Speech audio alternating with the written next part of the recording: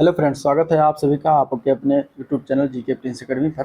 तो हम लोग बात कर रहे थे यूपीएसआई एग्जाम्स के मूल विधि और संविधान का चैप्टर वाइज, ठीक है, देख रहे थे। तो उसी का ये नेक्स्ट चैप्टर नंबर 3 है, जिसमें हम आज देखेंगे पर्यावरण संरक्षण और वन्यजीव संरक्षण से संबंधित चीज़ें। इसके पहले दो चैप्टर हो चुका है, जो भारतीय दंड विधान है या भारतीय न्याय संहिता है, भारतीय दंड प्रक्रिया संहिता है, वो हो चुका है, ठीक है। महिलाओं, बच्चों, अनुसूचित जाति सदस्य को संरक्षण देने संबंधी जो विधिक प्रावधान है, दो चैप्टर हो चुके, ठीक है। तीसरा चैप्टर आज हम देखने वाले जो आपके सामने है। तो इसमें हम क्वेश्चन वार देख रहे थे, तो बहुत ही इंपॉर्टेंट है। और इसमें क्या है कि आपको ये इससे रिलेटेड 40 क्वेश्चन पूछा जाना है, ठीक है। 40 क्वेश्चन आएगा, तो बहुत ही इंपॉर्टेंट आपके एग्जाम पॉइंट ऑफ व्यू से हो जाता है। और इसीलिए वीडियो को पूरा देखिए। इसमें टोटल अगर मिलाकर 8 चैप्टर हैं, तो एक एक करके हम पर डे लेकर आ रहे हैं। तो चलिए स्टार्ट करते हैं इस वीडियो को। और जिन लोगों ने पिछला वाला नहीं देखा है वीडियो, चैनल पर जाइए, आपको वहाँ से सारे वीडियो मिल जाएंगे, देख सकते हैं। शुरुआत करेंगे, और शुरुआत करने से पहले अगर आप लोग चैनल पर नए भी सब्सक्राइब नहीं किया तो चैनल को सब्सक्राइब करना मत भूलिएगा, ठीक है। पहला क्वेश्चन लेंगे, दिया गया है कि पर्यावरण प्रदूषक से क्या अभिप्राय है। पर्यावरण प्रदूषक से क्या अभिप्राय है, इसका क्या अर्थ होता है। तो देखिए, पर्यावरण प्रदूषक की अगर बात करेंगे तो ऐसा ठोस पदार्थ होता है जो ऐसी सांद्रता में विद्यमान है जो पर्यावरण के लिए जो है क्षतिकर हो सकता है और जिसका क्षतिकर होना संभाव्य है, ठीक है। और ऐसा द्रव, अब ये ठोस पदार्थ के बारे में है, इसी तरीके से द्रव में जिसकी सांद्रता में ऐसी विद्यमान है जो पर्यावरण के लिए क्षतिकर हो सकता है या क्षतिकर होना संभाव्य है। और इसी प्रकार ये गैसीय पदार्थ के लिए भी लागू हो सकता है। तो ठोस, द्रव, गैस ऐसा है जो पर्यावरण के लिए जो है नुकसानदायक है, वो सभी क्या है, प्रदूषक में आते हैं। तो आंसर क्या है, डी ऑप्शन इसका, पर्यावरण प्रदूषक क्या है, उपरोक्त सभी पर्यावरण प्रदूषक के अभिन्न अंग हैं। अगले प्रश्न की तरफ चलेंगे। क्वेश्चन नंबर 2 है, पर्यावरण संरक्षण अधिनियम किस धारा में परिभाषित किया गया है। संरक्षण अधिनियम किस धारा में परिभाषित किया गया है। ऑप्शन ए है धारा 2 के अंतर्गत, ऑप्शन बी है धारा 2 बी के अंतर्गत, ऑप्शन सी है धारा 2 सी के अंतर्गत, या ऑप्शन डी धारा 2 डी के अंतर्गत। इसका सही उत्तर है ऑप्शन ए। ऑप्शन ए धारा 2 ए के अंतर्गत इसको परिभाषित किया गया है। तो आंसर ए पार्ट राइट है। पर्यावरण या पर्यावरण संरक्षण अधिनियम 1986 की धारा 2 ए या फिर का में परिभाषित किया गया है। इसके अनुसार पर्यावरण के अंतर्गत जल, वायु, भूमि तथा मानवीय प्राणी, अन्य जीवित प्राणी, पौधे, सूक्ष्म जीवाणु तथा संपत्ति और उनके बीच विद्यमान अंतर संबंध सम्मिलित हैं। प्रश्न संख्या 3 है, पर्यावरण संरक्षण अधिनियम 1986 के तहत पर्यावरण को जल, वायु, भूमि तथा जल, वायु, भूमि और किसके बीच मौजूद अंतर संबंधों को शामिल करने के लिए परिभाषित किया गया है। तो ऑप्शन ए इसका राइट है, मनुष्य, अन्य जीवित प्राणी, पौधे, सूक्ष्म जीव और संपत्ति।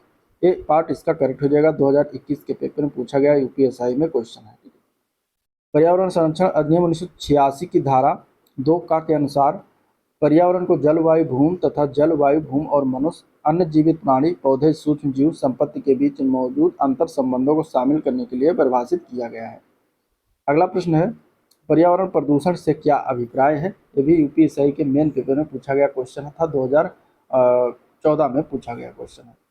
तो यही जो पहला क्वेश्चन था वही इसमें दिया गया है, ठोस पदार्थ जिसकी सांद्रता विद्यमान और क्षतिकर हो सकता है। इसके अलावा बी और सी और डी पार्ट देखेंगे तो ठोस, द्रव और गैस के बारे में कहा गया है। तो यहाँ पे राइट आंसर डी ऑप्शन सही था। उपयुक्त तो सभी जो है पर्यावरण प्रदूषक के उदाहरण है। अगले प्रश्न की तरफ चलेंगे, केंद्रीय प्रदूषण नियंत्रण बोर्ड में क्या होते हैं, कि कौन कौन होते हैं। तो केंद्रीय प्रदूषण नियंत्रण बोर्ड में चेयरमैन होता है और 16 सदस्य होते हैं। तो आंसर इसका बी ऑप्शन करेक्ट है, बिल्कुल ठीक है। 16 सदस्य, अन्य सदस्य होते हैं, मतलब कुल टोटल 17 सदस्यीय बोर्ड होते हैं। बोर्ड की स्थापना कब की गई, 1974 में। जल प्रदूषण निवारण तथा नियंत्रण अधिनियम 1974 के तहत इसकी स्थापना की गई थी। क्वेश्चन नंबर 6 है, भारतीय संविधान में किस संविधान संशोधन अधिनियम द्वारा पर्यावरण के बारे में उपबंध किया गया है। तो ऑप्शन इसका ए पार्ट है, वो संविधान 42वां संविधान संशोधन 1976 में रखा गया है। तो आंसर ए पार्ट इसका राइट हो जाएगा, ठीक है। कहाँ पर जोड़ा गया है, तो अनुच्छेद 51 के का जोड़कर खंड 6 के माध्यम से पर्यावरण संरक्षण हेतु नागरिकों के कर्तव्य का उल्लेख किया गया है। और संविधान में अनुच्छेद 48 का जोड़ा गया, जो राज्य के पर्यावरण के संबंध में दायित्व का निर्धारण करता है। अगला प्रश्न है, छत्रधारी कानून किसको कहा जाता है। छत्रधारी कानून किसको कहते हैं। तो ऑप्शन हो जाएगा सी ऑप्शन, पर्यावरण संरक्षण अधिनियम 1986 को कहा जाता है। तो आंसर यहाँ पे सी ऑप्शन राइट है। ठीक है। भारतीय संविधान का अनुच्छेद 253 के अंतर्गत ये तहत पारित किया गया। भोपाल गैस त्रासदी के पश्चात जल अधिनियम, वायु प्रदूषण अधिनियम, ऐसे अनेक अधिनियमों को राज्य सरकार, केंद्र सरकार की गतिविधियों के समन्वय के लिए पर्यावरण अधिनियम 1986 एक समग्र तथा व्यापक उपबंध देता है, इसीलिए इसे छत्रधारी कानून कहा जाता है। क्वेश्चन नंबर 8, पर्यावरण से संबंधित पूर्ण दायित्व का सिद्धांत किस देश में लागू है? पर्यावरण से संबंधित पूर्ण दायित्व का सिद्धांत जो है ये भारत में लागू है। आंसर डी ऑप्शन इसका राइट हो जाएगा, भारत। पर्यावरण प्रदूषण का मुख्य कारण क्या है? तो पर्यावरण प्रदूषण का मुख्य कारण है असंगत औद्योगिकरण करना, अनियंत्रित जनसंख्या वृद्धि होना और आधुनिक जो प्रौद्योगिकी है ये भी प्रमुख कारण के अंतर्गत आता है। तो डी ऑप्शन हो जाएगा उपरोक्त सभी। पर्यावरण प्रदूषण कारकों में असंगत औद्योगिकरण हो गया, अनियंत्रित जनसंख्या वृद्धि हो गई, आधुनिक प्रौद्योगिकी होगी, वैश्वीकरण है, कृषक गतिविधियां इत्यादि सब शामिल हैं। अगला प्रश्न देखेंगे, ऐसा पदार्थ या निर्मित जो अपने रसायन या भौतिक रासायनिक गुणों का हथालने के कारण मानव और अन्य जीवित प्राणी, पादपों, सूक्ष्मजीव, संपत्ति या पर्यावरण की अपहान कर सकती है, क्या कहलाती है? तो उसको कहते हैं परिसंकटमय पदार्थ। क्या कहते हैं? परिसंकटमय पदार्थ। बी पार्ट करेक्ट हो जाएगा। पर्यावरण प्रदूषण कहाँ परिभाषित किया गया है? तो ये धारा 2 के खा में परिभाषित किया गया है। तो आंसर बी ऑप्शन इसका राइट है। ठीक है, अगले क्वेश्चन की तरफ बढ़ेंगे। पर्यावरण संरक्षण अधिनियम 1986 की उद्देशिका के अनुसार क्या उद्देश्य है? तो अंतर्राष्ट्रीय प्रतिबद्धता को पूरा करना तथा पर्यावरण संरक्षण पर सामान्य विधान तैयार करना, ये इसका मेन उद्देश्य है। मानव, जीव, वनस्पति और संपत्तियों को परिसंकट से बचाना, यह भी उद्देश्य के अंतर्गत आता है। पर्यावरण का संरक्षण करना और उसमें सुधार करना, यह भी आता है। तो आंसर हो जाएगा डी ऑप्शन उपरोक्त सभी। अगले प्रश्न की तरफ चलेंगे। किसी पदार्थ का विनिर्माण, प्रसंस्करण, अभिक्रियान्वयन, पैकेज, भंडारणकरण, परिवहन, उपयोग, संग्रहण, विनाश, संपरिवर्तन, विक्रय के लिए प्रस्थापना, अंतरण या वैसी ही संक्रिया क्या है? तो ये सभी जो आती हैं ये हथालना के अंतर्गत आती हैं। ठीक है, इसको क्या कहते हैं? हथालना कहते हैं। हथालना मतलब हैंडलिंग की परिभाषा कहाँ दी गई है? पर्यावरण संरक्षण अधिनियम धारा 2 की घ में दिया गया है। क्वेश्चन नंबर 14 है, पर्यावरण संरक्षण अधिनियम किस तिथि को प्रवृत्त हुआ? तो ये 19 नवंबर 1986 को प्रवृत्त हुआ था। तो बी पार्ट करेक्ट हो जाएगा। और अधिनियम को राष्ट्रपति की सहमति 23 मई 1986 को प्राप्त हो गई थी। अगला प्रश्न है, पर्यावरण संरक्षण अधिनियम 1986 का विस्तार है तो किस पर विस्तार है? तो संपूर्ण भारत पर विस्तार है। आंसर ए पार्ट इसका राइट हो जाएगा। पर्यावरण संविधान के किस अनुच्छेद में प्राकृतिक पर्यावरण आदि की रक्षा करने को मूल कर्तव्य के रूप में विहित किया गया है? तो वो रखा गया है अनुच्छेद 51 के का के 6 में। ठीक है, आंसर डी ऑप्शन इसका राइट हो जाएगा। अगला क्वेश्चन है, पर्यावरण के संरक्षण सुधार करने के उपाय की शक्ति जो है किसमें शामिल है? तो वो शामिल है केंद्र सरकार में। तो आंसर बी पार्ट इसका राइट हो जाएगा। धारा 3 के अनुसार पर्यावरण के संरक्षण, सुधार तथा पर्यावरण प्रदूषण को रोकने के लिए सभी आवश्यक उपाय जो है ये इसमें शामिल है। तो ये जो है शक्ति केंद्र सरकार को प्राप्त है। भारतीय संविधान के अंतर्गत पर्यावरण से संबंधित कौन सा अनुच्छेद आता है? तो वो है अनुच्छेद 48 के का। आंसर यहाँ पे डी ऑप्शन राइट है। ठीक है, अनुच्छेद 48 जो ए है ये राज्य के नीति निर्देशक तत्व से संबंधित है। इसके अनुसार राज्य देश में पर्यावरण की सुरक्षा तथा उनमें सुधार करने का और वन जीवों की रक्षा करने का प्रयास करेगा। क्वेश्चन नंबर 19, पर्यावरण संरक्षण अधिनियम 1986 में कुल कितनी धाराएं हैं? तो इसमें कुल 4 अध्याय हैं और इसके अलावा 26 टोटल धाराएं हैं। तो आंसर यहाँ पे डी ऑप्शन इसका राइट हो जाएगा। ठीक है, पर्यावरण प्रदूषण किस रूप में हो सकता है? तो ठोस, द्रव, गैस सभी रूप में हो सकता है। तो डी ऑप्शन इसका हो जाएगा उपरोक्त सभी। अगला प्रश्न है, पर्यावरण संरक्षण अधिनियम 1986 के प्रावधानों के तहत पर्यावरण प्रयोगशालाएं इसके द्वारा जो है स्थापित की जा सकती हैं। ये भी पीएसआई के दिसंबर 2021 के पेपर में पूछा गया क्वेश्चन है। तो ये केंद्र सरकार के द्वारा स्थापना किया जाता है। तो आंसर ए पार्ट इसका राइट है। ठीक है, चलिए अगले प्रश्न की तरफ बढ़ेंगे। क्वेश्चन नंबर 22,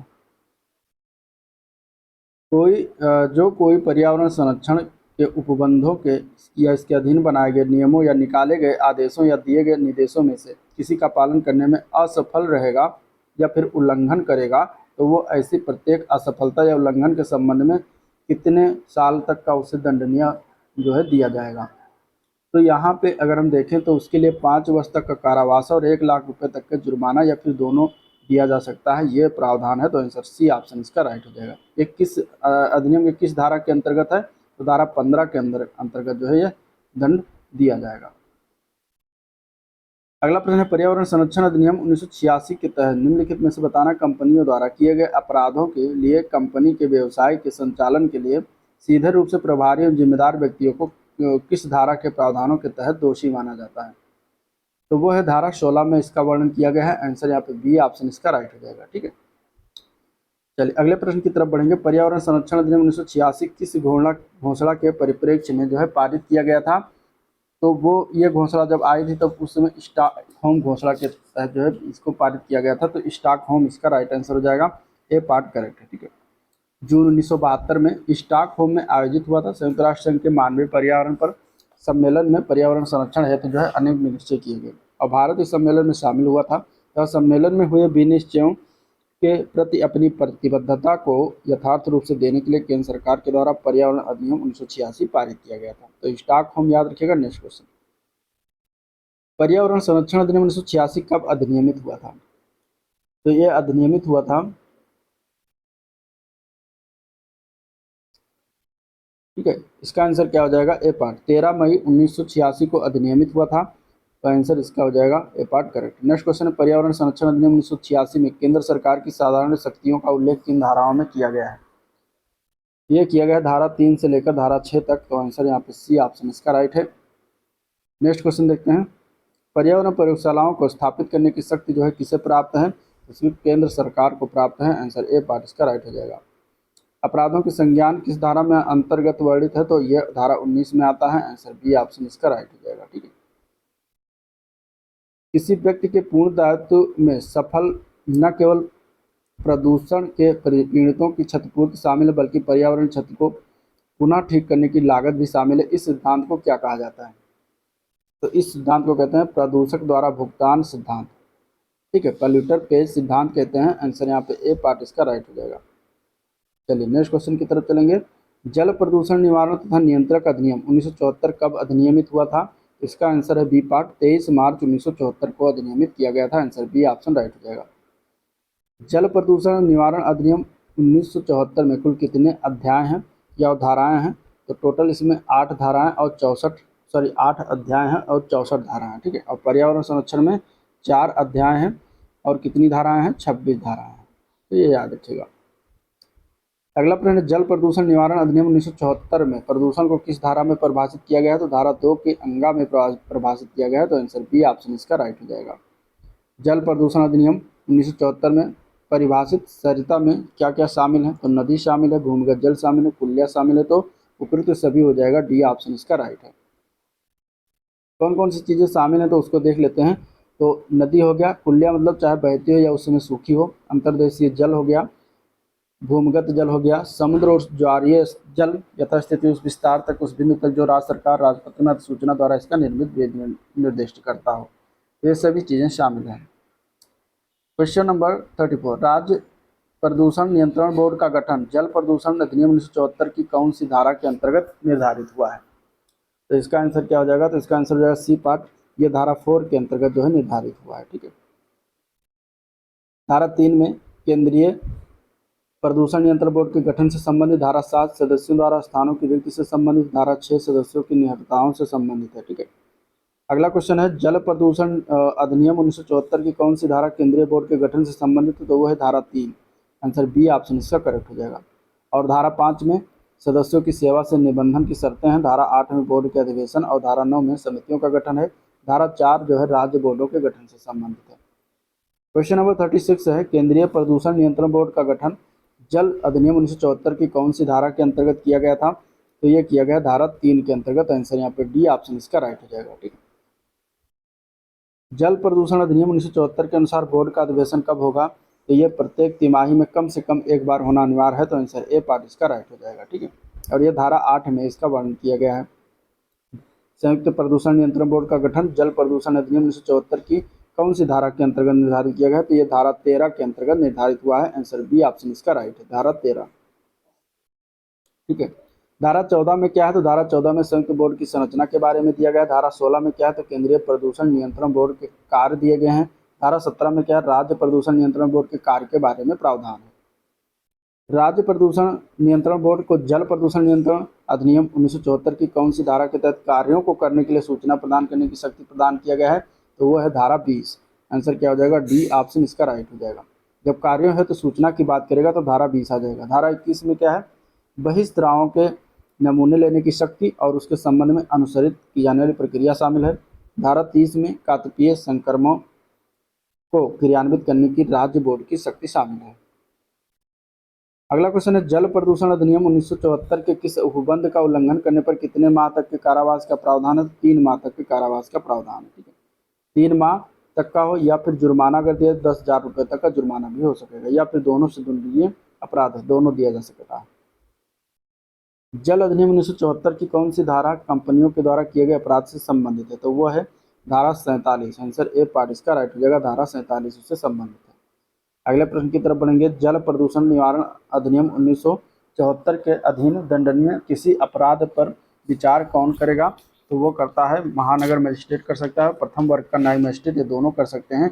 तो सी ऑप्शन इसका राइट हो जाएगा, दोनों। जल प्रदूषण नियंत्रण अधिनियम 1974 की किस धारा में केंद्र सरकार की नियम बनाने की शक्ति का उल्लेख किया गया है, तो वो है धारा 63 में। आंसर बी ऑप्शन इसका राइट हो जाएगा। धारा 64 में क्या है, राज्य सरकार की नियम बनाने की शक्ति का जो उल्लेख किया गया है।